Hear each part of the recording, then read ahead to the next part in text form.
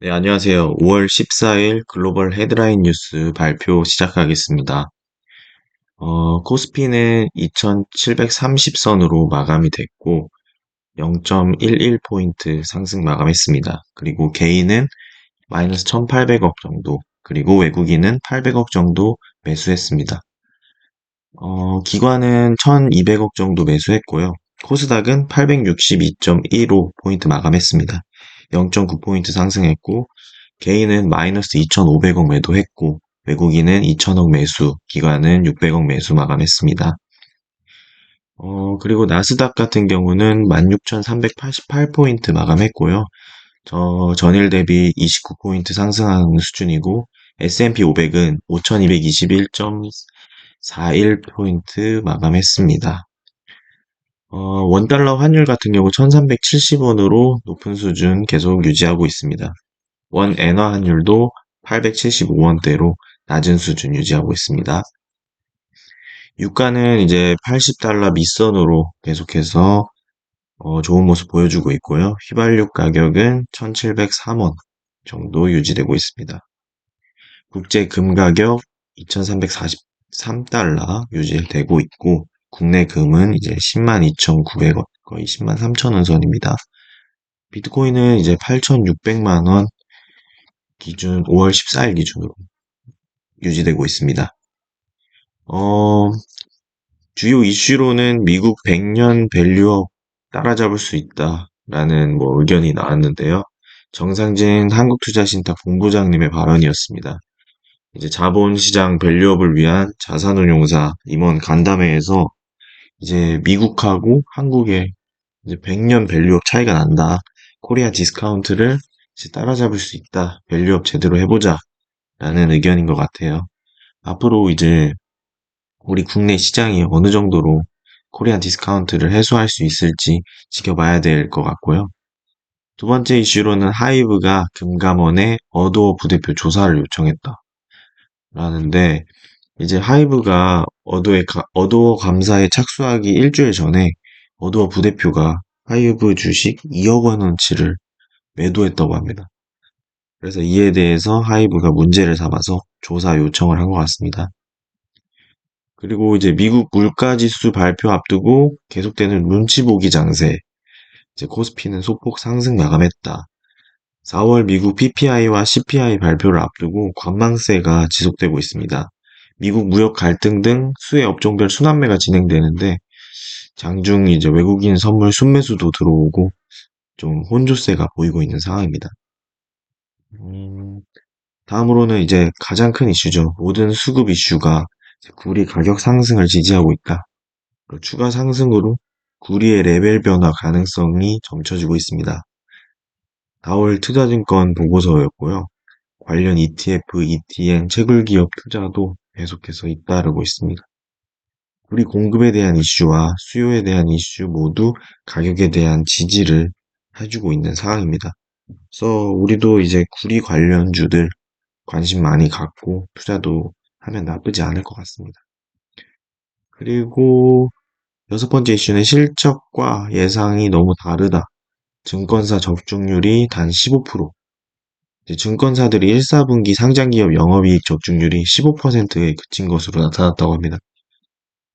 증권사들의 실적 추정과 예상치가 그 실제 대비해서 많이 달랐다는 건데, 아무래도 실적 추정은 무조건 맞추기 어렵습니다. 그래도 대충 이러한 모멘텀과 이유들로 실적이 이렇게 나온다는 건데, 적중률이 많이 안 좋은 것은 좀 아쉬운 부분입니다. 그래도 적중률을 아주 잘 맞추면 그 증권사가 수익률이 엄청 많이 나오겠죠? 좀 더 이제 노력해야 될 부분인 것 같습니다. 이제 환율이 계속해서 관망세가 지속되고 있다. 이제 CPI, PPI 발표 앞두고 원달러 환율 1원 미만으로 변동되고 있습니다. 그리고 AI 열풍에 내년까지 세계 메모리 반도체가 동났다. 한국 생산 확대한다. AI 개발 열풍에 AI 반도체에 들어가는 HBM 반도체 있죠? 이게 좀 부족하다고 합니다. 그래서 올해도 완판됐고 내년 재고도 거의 다 팔렸다. 이와 관련된 주식으로 이제 SK 하이닉스, 또 HBM 관련된 벤더, 뭐 이수페타시스, 뭐 다양하게 있죠. 그와 관련된 종목들 좀 유심해서 봐야 될 것 같고요. 마지막으로 이제 페널티 주는 중국판 밸류업, 한국은 자율이 최선인가입니다. 부진을 거듭하던 중국 증시가 이제 밸류업으로 반전을 꾀했습니다. 한국과 달리 강제성을 부여하면서 이제 밸류업을 안 하면 엄청난 페널티를 주는 그런 정책을 펼치고 있습니다. 한국도 지금 자율에 맡기기보다는 이렇게 기업들에게 강제성을 부여하고 좀 페널티를 준다면 더욱더 적극적으로 밸류업을 하지 않을까 하는 생각이고요. 또 이제 뉴욕 증시 이제 시작하기 전인데 어제 어떻게 마감했는지 한번 보겠습니다. 뉴욕 증시는 이제 오픈 AI의 GPT-4-5에 관심이 쏠리며 소폭 상승 마감했습니다. 텍스트를 통해 원래 대화를 했었어요, GPT가. 근데 이제 기존 모델과 달리 실시간 음성 대화를 통해 이제 질문하고 답변하는 이제 AI 모델로 GPT-4보다 2배 더 빠르고 좀 더 똑똑하다고 하고 감정 인식도 가능하다고 합니다. 이에 인해서 이제 뭐 영화 허와 같은 인공지능이 나온 것이 아니냐 하는 이제 주변에 우려가 있는데요. 계속해서 AI와 인공지능은 발전하는 모습을 보여주고 있습니다.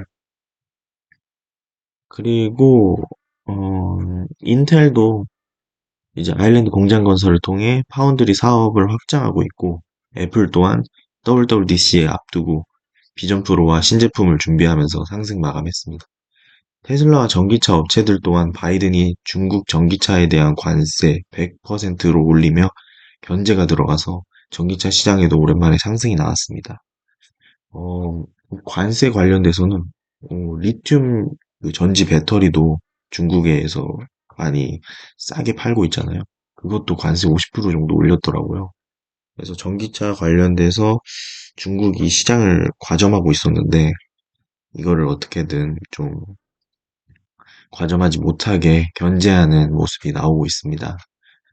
그리고 요즘 이제 상승장의 막판에 이제 밈 주식이 뜬다고 하죠. 요즘 들어 이제 밈 주식이 다시 움직이면서 코로나 시기를 주름잡던 이제 게임스탑이 74% 상승하며 이제 좀 광란의 분위기를 만들어내고 있습니다. 현재 시장을 보면 이제 과거 코로나 당시 버블장과 분위기가 비슷해지는 모습을 볼 수 있는데요. 현재 시장이 너무나 올랐고 이를 충족시키기 어려운 상황인데 과연 이러한 기대치를 이제 상회할 만한 그리고 앞으로 더 상승이 나오려면 엔비디아가 5월 22일 날 이제 실적이 좋게 나오면서 또 가이던스도 아주 좋게 나와야 됩니다. 어떻게 될지 지켜봐야 될 부분이고요. 그리고 CPI와 PPI도 높게 나온다면 이제 또다시 변동성이 심해질 거기 때문에 잘 지켜봐야 될 포인트입니다. 앞으로 있을 경제 지표와 엔비디아 실적 발표 집중하면서 시장 계속 팔로업 해보자 라는 의견입니다. 어, 내일도 바로 이제 장 끝나고 장마감 시향 이렇게 발표할 거고요. 앞으로도 이제 계속해서 이어나갈 예정입니다. 구독과 좋아요, 알림 설정까지 잘 부탁드립니다.